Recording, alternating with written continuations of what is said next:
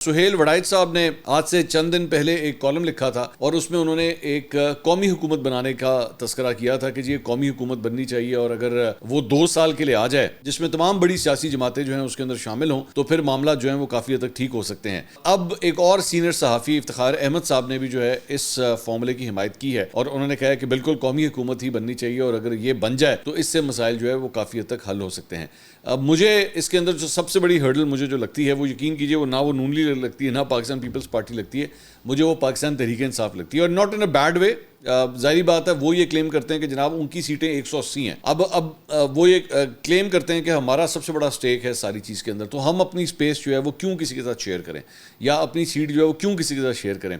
Pakistan peoples party और नून league तो मजबूरी के तहत एक दूसरे से हाथ मिलाए हुए हैं कि हम इक़्तिदार के अंदर रहें, लेकिन पाकिस्तान तहरीक इंसाफ क्या ये कड़वा घूंट पीने के लिए तैयार होगी या नहीं होगी, मेरे ख्याल में सबसे बड़ा जो है वो सवालिया निशान ये होगा।